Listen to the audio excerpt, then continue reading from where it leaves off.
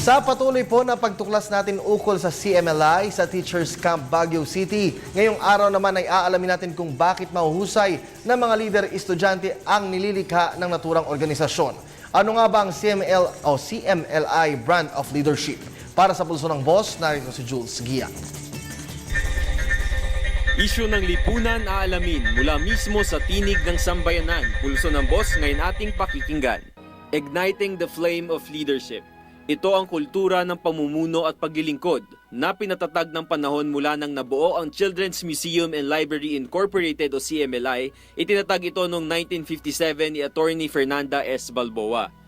Taon-taon ay isinasagawa ang Balboa Candle Ceremony sa Teachers Camp upang formal na iluklok sa pwesto ang mga bagong kabataan na maglilingkod para sa kabataang Pinoy. Dito ay pinapasa ang mga responsibilidad upang tapat na ipagpatuloy ang paghubog sa kagalingan ng mga kabataan.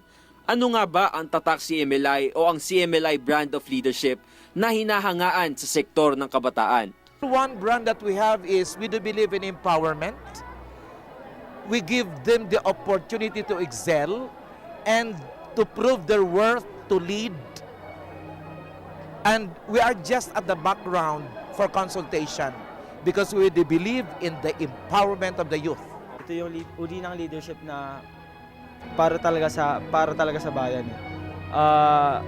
Ito yung leadership na hindi naghahangad ng anumang kapalit talaga.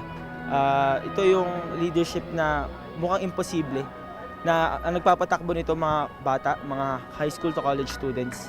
Pero dahil sa dedikasyon nila, dahil sa passion nila, magiging madali lahat at nakapag-organize sila ng mga projects para sa CMLI. The youth should say yes to CMLI is because they have been a notorious and successful organization that has been known to train, hone, and pursue leaders. The philosophy is always to lead, to serve, and then always strive for excellence. So annually, what we do are these things, and we're actually very committed because even after our term, diba, we just stay as officers for a year, but the advocacy lives on. And even if we're no longer in the association, we join other organizations, you would see that CMLI brand of leadership wherein every CMLIer would always know how to lead, would always be after service, and would always strive for excellence.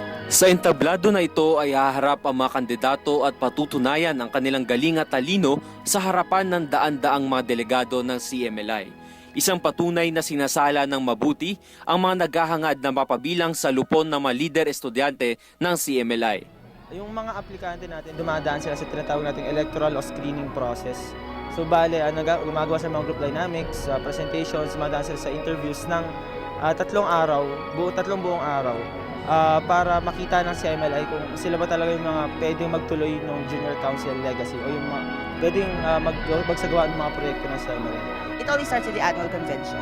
And during the annual convention, which is attended by hundreds of students all over the country from different schools all over the archipelago, we conduct a search for the next National Executive Board officers. So we really train students from different walks of life, of different parts of the country, and give them that love, pass on that advocacy, and then imbibe in them that feeling of being a CMLIer, of being a CMLI leader.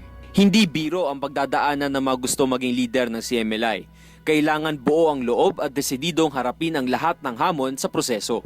Mahirap siya kasi ito yung realidad kapag naging officer ka ng CMLI.